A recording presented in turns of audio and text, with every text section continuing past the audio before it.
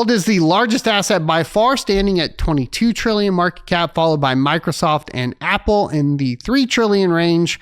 And as a result of the surge in Bitcoin's price since the win of President Donald Trump, BlackRock's iShares Bitcoin Trust recently became the 5th largest exchange traded fund by inflows this year, as it took in roughly $9 billion from investors, according to data from Bloomberg senior ETF analyst Eric Bakshunas or something like that. Now, negative impacts of ETFs. I mean, we have to point that out as well, right? There is a clear negative impact of ETFs on Bitcoin. What is it? Well, less transactions on the Bitcoin network, meaning less fees for miners to make, which means miners, once again, are hurting and not influencing the price of Bitcoin as much. And they have an even less effect on it because, or due to, in part by ETFs. And so then we go back to talking about Satoshi's vision. We go back to, peer-to-peer transactions. And then we go back to, well, what if you get into a situation where an entity is purchasing up all the Bitcoin, doing nothing with it? Well, you drive demand down and therefore you suppress the price of it in valuation against fiat, which is frankly what's been happening here recently. So obviously big purchases after they make the paper sales drive the price up, so on and so forth. But we're not seeing that transactional activity on the network itself, which I think, honestly, I just think is one of the reasons why this cycle did not have as high of a euphoric feeling, at least so far. Now, there are things that could break it out, and maybe it does go run up all the way to 210,000. History doesn't always repeat, but it rhymes. We are still rhyming in the fact that we did break an new all-time high somewhere between 6 and 12 months after the halving, right? We have a second all-time high here just happening a second time between the 12 and 18 month phase. We should continue to see a run up for the next 18 months or so, right? With some sort of suppression. The question is, will it be as impactful as it has been in the past? And I'm saying the ETFs in general seem to impact this negatively and not allow it to go as high. Minor signals of selling off more Bitcoin than they mined for the month in the middle of what should be a bull run says probably not as high, right? And great, we just broke 110,000. So when we've talked about this before, right, we've said, okay, well, we're going to see somewhere less than 210,000, which is the original prediction, but more than 120,000, right? So that's kind of where we're sitting at it. And look at that, Bitcoin just hit new all-time high of 110,000. Oh yeah, 110,384, 397, kind of ticking around that rate. And so, I mean, we are lined up to see that. This was expected based off of the halving cycle. The question is, how high? So I'd like to hear in chat and, of course, down in the comment section below, like, will we see that euphoric rise in Bitcoin over the next 6 months when we would typically see it?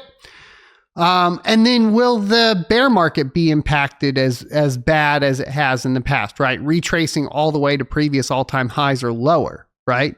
Is that something that we should be expecting?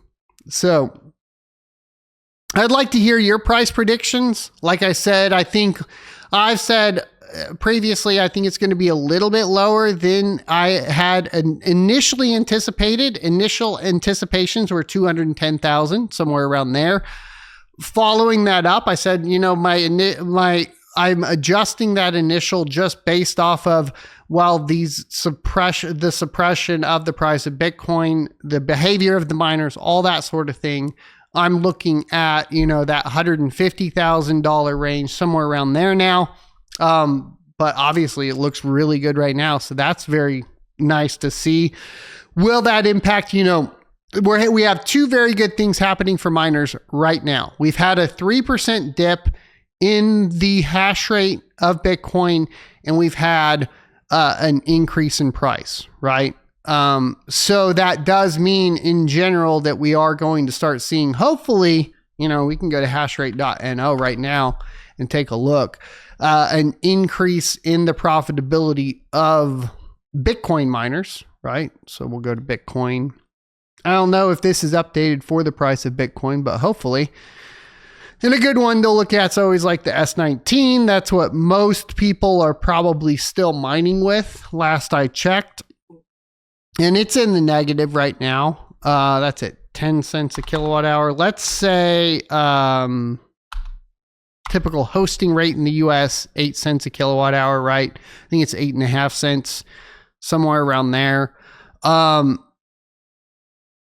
So for miners, really, it's looking a lot better than it has in the past. I was trying to scroll down to the S19 again.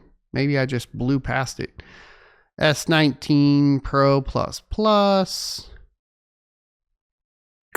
There's the S19 Pro, which is almost back in profit. If you have firmware on it, it's in profit now at the hosting rate.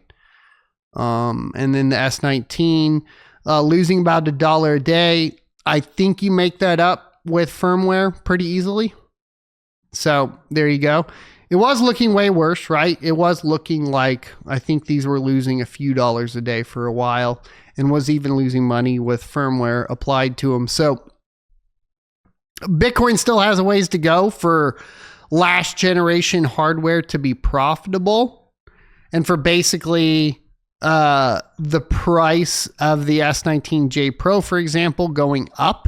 And once you start seeing, and I think like from a mining perspective, like the signals you want to see is like these miners going up, right? And even if if you're not a Bitcoin miner, right, track prices of Bitcoin miners, because that can also be an additional indicator, right? So if the price of S19s go from 300 a pop to 900 a pop, you could probably expect the price of Bitcoin to be following suit if it happens before. Typically, a lot of people say like hash rate follows price. Some people say price follows hash rate.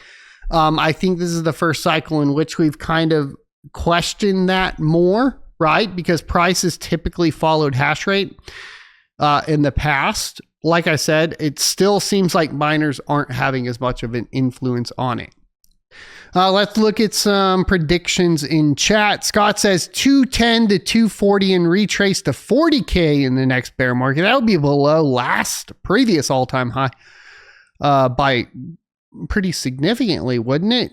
I hope you enjoyed this clip from the Crypto Mining Show. If you would like to see more from this particular episode, take a look up here. Don't forget to also subscribe to the channel. And if you want to support me directly, you can go to sonofatech.locals.com and become a member. Thanks for watching, and I will see you next Tuesday.